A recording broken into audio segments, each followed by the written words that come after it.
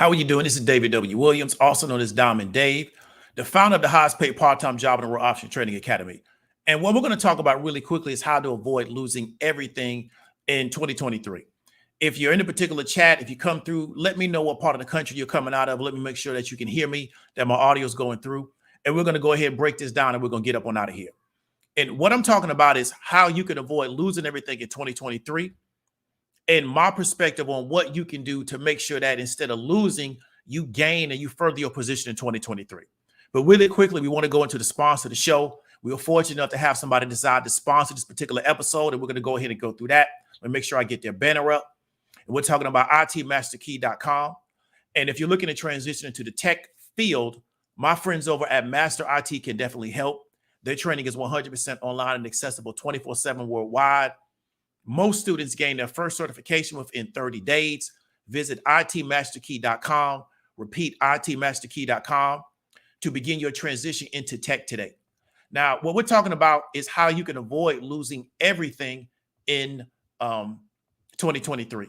And what I mean is that what are you going to be exposed to that's going to put you in a position to where if the situation declines economically, if you have a letdown or a slowdown in your ability to make money, that what you're exposed to is going to open up new doors to you. And one of the things I think a lot of us suffer from is a lack of exposure to the right things, right? One of the things that we're exposed to that can expand our horizons and put us in a better position for the future than what we currently are today. And exposure starts at a very, very young age. It's something that a lot of people are not fortunate enough to have. As a result, as they get older, their world becomes closed off. And so to give you an understanding of what I mean by exposure, and it's not an exclusive example of exposure, but what I mean by exposure, let me show you this really, really quick video and what I'm talking about when I'm asking you, what are you exposed to that's going to allow you to open up to new ideas and new perspectives that can put you in a position to be a lot more successful in the future.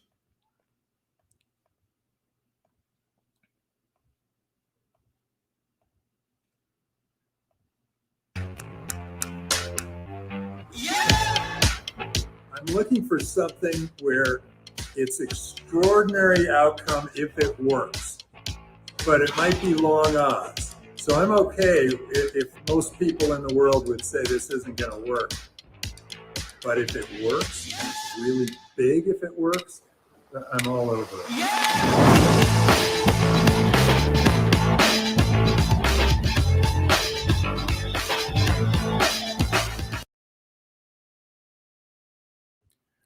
Okay, so we're not promoting this particular deal, right? I don't know who this guy is. I'm just using it as an example as a startup house accelerator. So what we do is we bring a lot of people that have businesses that are in essentially the startup stage. We allow them all to work together. And the goal is that their exposure to each other will, make them a little bit more, will put them in a position to where they understand things a little bit better. It can make them a little bit more creative and things of that nature. And that's kind of the goal of a startup house. And you see this in a lot of different areas to where if we're trying to allow people to advance in a particular area, what we do is we aggregate them together because we understand that if they're all on the same page, they'll start bouncing ideas off each other. And it's that diversity of thought will allow them to come up with the correct ideas to put themselves in a position to be successful. When Facebook first started off, everybody working for Facebook all lived inside the same house, because they wanted to keep everything in-house so we can get this thing out of the startup stage and move this into a more mature and established company. So the first question I want to ask you is that what are you exposed to? On a day-to-day basis, what are you exposed to? What information are you exposed to? What perspectives are you exposed to? Because what I find is that many people are in a rabbit hole. What do I mean by that? Everything that I listen to is people telling me exactly what I want to hear all the time, because that makes me feel good that my perspective is always right. I don't mean people trying to hot button you for the sake of hot button you. What I'm saying is that I don't ever get a perspective outside of what I already believe to be true about how the world actually works and about how things actually function. But what you got to understand is that what that does is it keeps you closed in. So if you at a certain age, if you think, well, I got everything figured out about the world, the problem is you're never going to grow as a person, because it's impossible to have everything figured out about the world at any age that you're at. And so the question always is what are you exposed to on a day-to-day basis? many people suffer from a lack of exposure. And as a result, they don't understand why certain things are the way they are because they've never been exposed to those ideas or the information that will allow them to understand things differently. It is very, very unfortunate. We talked about exposure expands your mind to new ideas. That's what exposure is supposed to do. So when you're taking young children and you're saying, okay, let's go to the museum, or let's go to the aquarium, or let's go to this particular scenario, or let's go over here, let's go into this enrichment program. What you're trying to do is expand their mind to new ideas that they may not have access to in their local community. There's a comedian I know from California, and he's from Southern California. And he said until he got into this particular program, he never even been to the beach, but he lives in California. Why? Because where he was from, people don't go to the beach. They just sit inside their neighborhood all day. And so it's that exposure that now expands your mind to new ideas to where now you can take these new ideas and bring them back to your community or bring them back to your group. And now you can do things differently. So exposure doesn't mean that you just template what somebody else has done. It means that you can add in what you may learn in other areas to your situation and make your situation better. So here's my story about masterminds, because it's not something I talk about a lot, but it was something that was really, really beneficial to me. Around 2014, 2015, I went to 2 masterminds. And those 2 masterminds, I'm still benefiting off what I learned at those masterminds. And one I went to was in the UK. And what that guy taught me was a high ticket mastermind. It's the most I'd ever paid for anything in my life, including a car. And what I learned at that mastermind, it really opened my eyes up to how people actually make money in this world, especially selling person to person. What that guy taught me at that mastermind, I see people doing that right now today. Now, he was doing this because he was really good at crowds. This was before like YouTube wasn't what it is now. Social media wasn't what it is now. He's on YouTube, but he's not a big time YouTuber because he's really good at selling the crowds. And he's really good at putting a lot of people in a room in a live space. He's really not good at being the YouTube guy. But a lot of what I learned is why I understand why so many people are big on social media today, because it's the same principles that allowed him to build big in a live space and to build and have people buy high ticket offers from him in the live space and allow him to live the life that he was living. The second thing is that I went to another mastermind in DC. And what blew my mind was that we're in the social media space and all these people on Facebook. This was when Facebook was real, real big. And, that's when that term 6-figure earner came out. What's interesting is Kevin Samuels kind of, coined a term that was bigger in the home-based business and online business space way before a lot of Black people started saying it. So around 2013, 2014, 2015, maybe to 2017, a lot of people in the home-based business, online business space would use the term, I'm a 6-figure earner. What they mean is I make 6 figures a year in whatever deal I'm involved in. And you knew a lot of people online where that was their marketing. I've done 6 figures. I do 6 figures, yada, yada, yada. And I went to this mastermind in DC, right by the airport. And there was a lot of people in that mastermind. And these guys were media buyers because it was held, one of the people that was holding the mastermind, 2 of the guys was media buyers. And I was eating lunch with one of the guys. He might have been 24, 25 years old. And he was doing this thing called Teespring, right? It was a way to sell t-shirts using Facebook ads on Facebook. And I said, well, how much money are you making doing Teespring? He was like, man, I make about $50,000 a month. I met people at that mastermind that was spending $100,000 a month on ads. Now, there were people at that mastermind that I knew from that social media space, and part of their marketing was that they were 6-figure earners. You know what? They couldn't present themselves in these environments. Why? Because their whole appeal to get people to listen to them was that they made 6 figures. And there's people at this mastermind that are spending 6 figures on Facebook ads every month.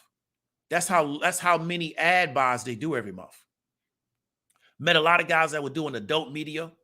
Met a lot of guys that was doing CPA marketing, which I wasn't aware of. And it's at that mastermind is which this one guy from the Bahamas told me, you should consider stop doing email marketing and do Facebook ads, because he says the space is so lucrative. If you just learn how to run Facebook ads successfully, you can do it for other people, but you also can do CPA offers, which was real big at that time. But it's me being at that mastermind and me getting exposure to this new group of people, which opened my eyes up, and it allowed me to see things from a new perspective, which opened up a whole new door. If I wouldn't have went through that, I wouldn't be doing what I'm doing right now today, because I needed to go through that process and learn what I learned in that particular media buying business, which allowed me to have the business success that I'm currently having right now today. But if I don't pay the money to go to that mastermind, this is a real mastermind. This was not a pitch fest. This was not a bunch of people just telling their story on the stage. This was people that were business owners that sat down and we talked about different topics. And then we got answers to how do we solve those problems in our business. And those people that was at that mastermind, I found out they were some of the top people in media buys. Over the years, some of those guys kept advancing. They became more and more higher profile. But there were guys at that mastermind in 2014, 2015, that was selling $3,000 courses. And we got people now that don't even have a $3,000 course. They were doing that almost 10 years ago, and they was getting the money because of the value that they was able to add to their audience with those particular courses. And so that's what I want you to understand. Many of us are just trying to get our exposure off the internet, right? There's things going on in your city that can expose you to a totally different perspective on life, about how to do things of that nature. But we're really dependent upon the easiest barrier to entry, which is what? All I got to do is cut on my phone or cut on my computer. Then we complain about these people online, but there's people in your city that you can tap into that have been doing stuff for years. But because I don't want to leave my house, or maybe I don't want to deal with people in the person, as a real person, I just sit back and worry about everything on the internet. And I want to really encourage you to try to figure out how to increase your exposure so you'll have different perspectives and different ideas about things. So if we do go into a recession, you don't get stuck outside the situation, wait for somebody on the internet to tell you what to do, right? Lack of exposure may be why you perceive things to not be as they actually are, right? Now, what do I mean by that? When I was in college, right, I was a non-traditional student, which means I started school later than most students. And I joined this club at my college called like Black Professional, like graduate something. And it really was for Black people that was getting graduate degrees and PhDs. And we would meet every week and like have discussions. I'm in a class, I was just getting a bachelor's degree. So I was in a group with people, and the majority of those people was on the PhD track. And they had already gotten a graduate degree, and they was on the PhD track. And I'm talking to these people every day. Not every day, every Friday. And you know what I realized? None of these people are just that much smarter than me. Right? Now, I didn't really know any PhDs at that time. I just, you see somebody on TV, they got a PhD, they present them as having authority. But I didn't know anybody that was getting a PhD at that time in my life. I never met nobody. I don't come from a family of people that have PhDs. So every Friday, I'm talking to people that's getting a PhD. And I realized that these people are really not as smart as I thought they were. It wasn't that they were dumb. I wasn't just wild with their intelligence. This is why now when a person has a PhD, it doesn't blow my mind. Why? Because I spent 2 years talking to people that were getting their PhD, was postdoc. Some of them already had their PhD, and they really weren't blowing my mind with their intelligence. And so a lot of us is our lack of exposure to why they perceive things to not be as they actually are. So just because somebody has a PhD doesn't mean that everything comes out of their mouth is correct. Doesn't mean they're the smartest person in the room in every situation. It doesn't mean that. It just means they got a PhD. That's all it means. Doesn't mean they know everything about everything. It just means they got a PhD. And that's what I learned through that particular experience. Also, when you really start talking about the PhD game, a lot of it is based on what school you went to, what program you went to. So if you don't know that, you think somebody having a PhD means something, but a lot of it is based on what school you went to and what program and the ranking of that program. Like I knew a woman at my college. She was a Black woman. She had a PhD in environmental engineering from MIT. That's one of the top environmental engineering PhD programs in the world.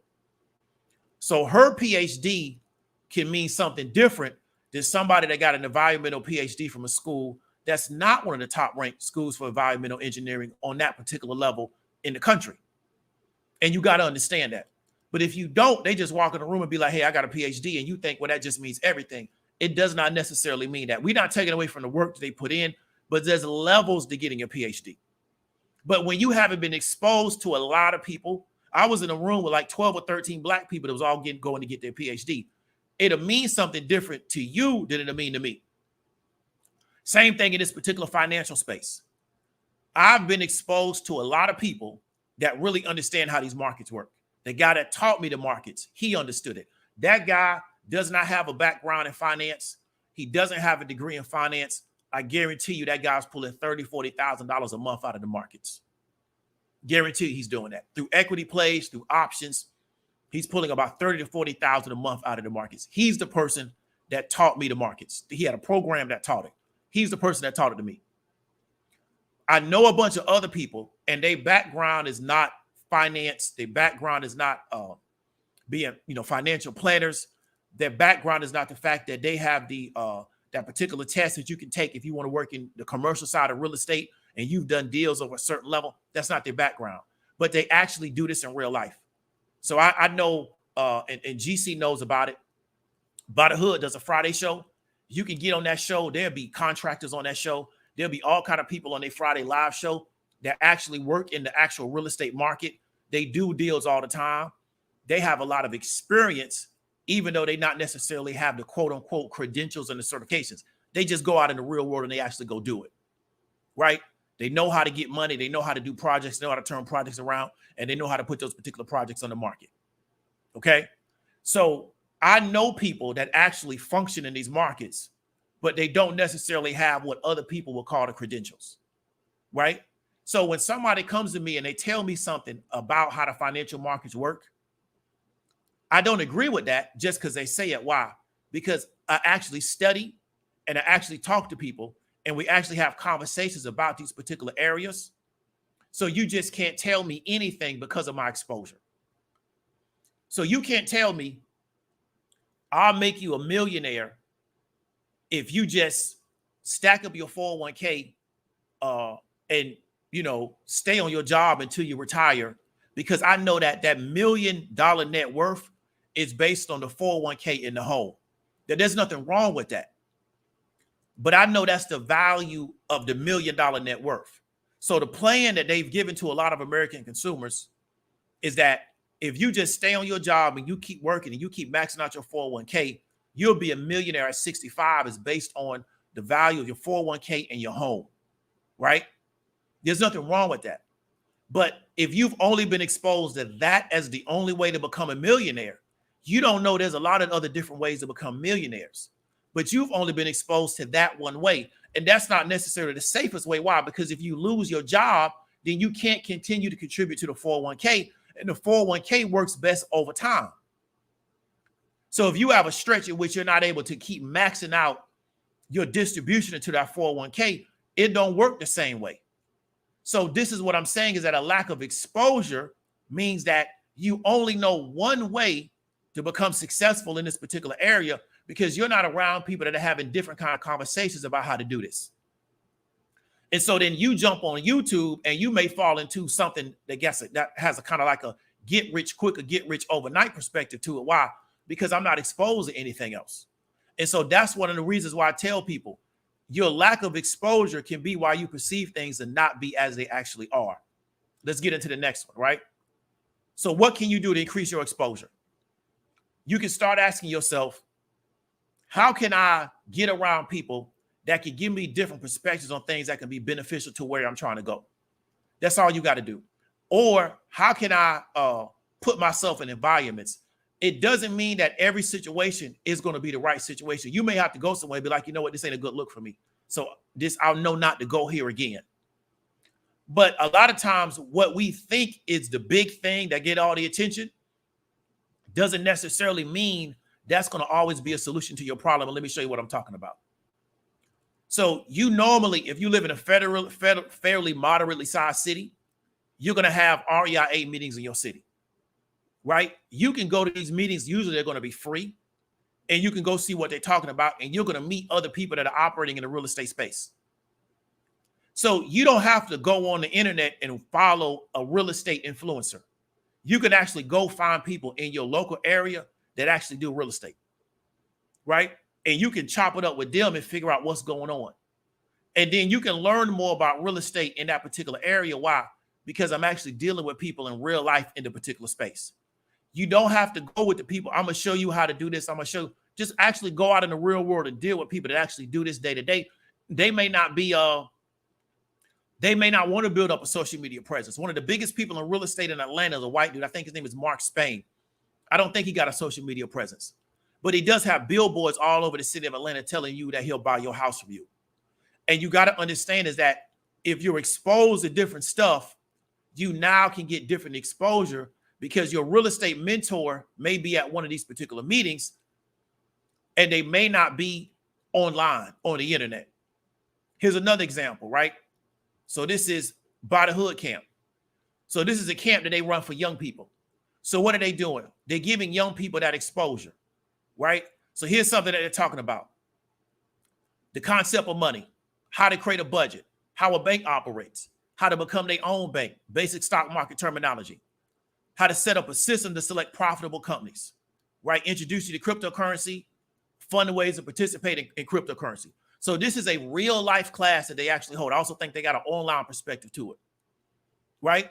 So for young people and you trying to expand their exposure, they get exposed to this stuff at a young age. So now they get introduced to this. So then down the road, when somebody starts talking about cryptocurrency or DeFi, things of that nature, it's not the first time they heard about it. When they found out about budgeting, it's not the first time they heard about it. You got people that's in their 30s and their 40s and somebody says do a budget, and somebody's ever told them to do a budget before. Because we know like home economics is no longer offered in most high schools, right? Basic stock market terminology. So you understand different things, right? And so that's what I want people to realize is that it's a lack of exposure is the reason why a lot of times we get taken advantage of is because people know they can come to us and use a lot of words and, put up a board and do a lot of writing. And I'm not saying that is always incorrect or wrong, but a lot of times we get caught up in things because we don't really know what's going on around that particular area because of a lack of exposure.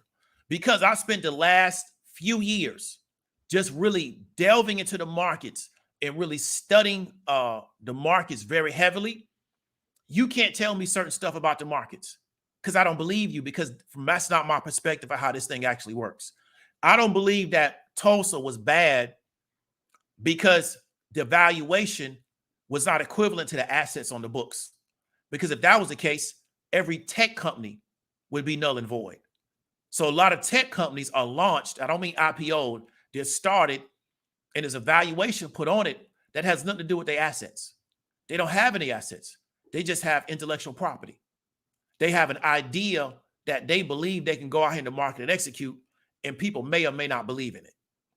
But I can argue that because I have other examples. You just can't come and authority badge me or prestige badge me to death that you're right and I'm wrong because you went somewhere and took a test. Because I actually understand the IPO process and I sat there and studied it, I was able to educate people on the fact that an IPO is not necessarily what you think it is. And therefore, it doesn't mean that just because somebody's IPOing, it means you should invest, because there's an IPO process that has to take place.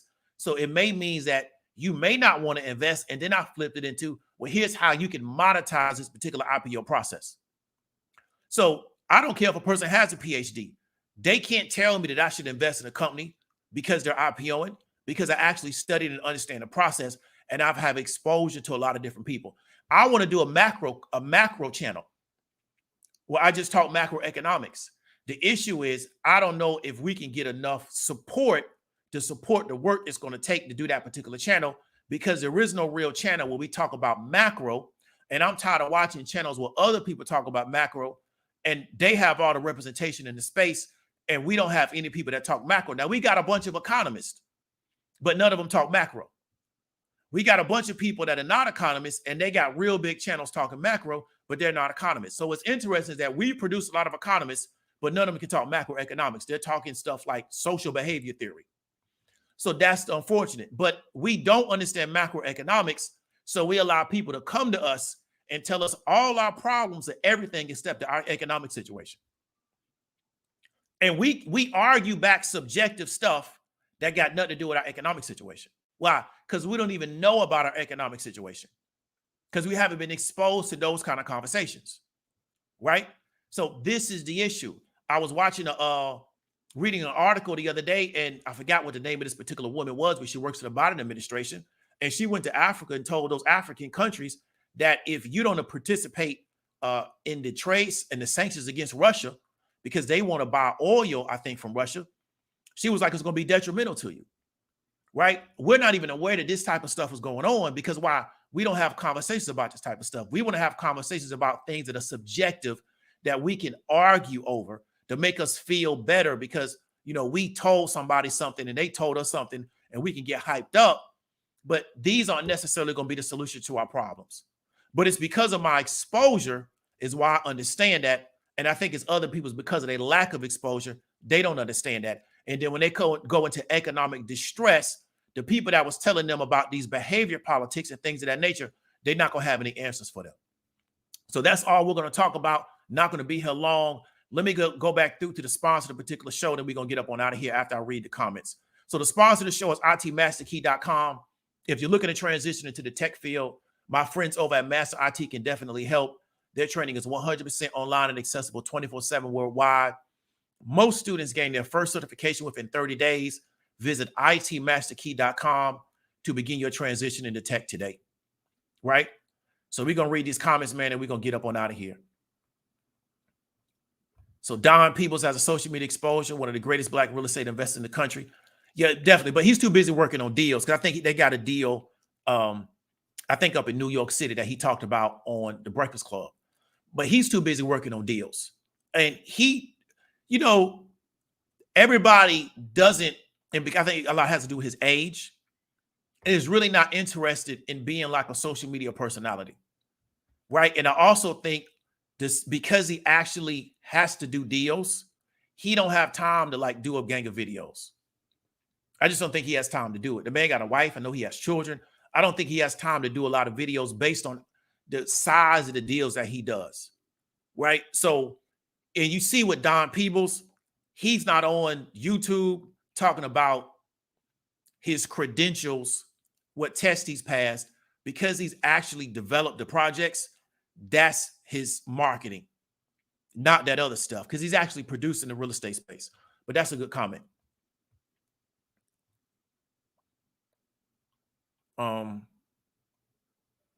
So you said I experienced in military, being enlisted, working with an officer that's smarter, better leader than me. I feel you. I feel you.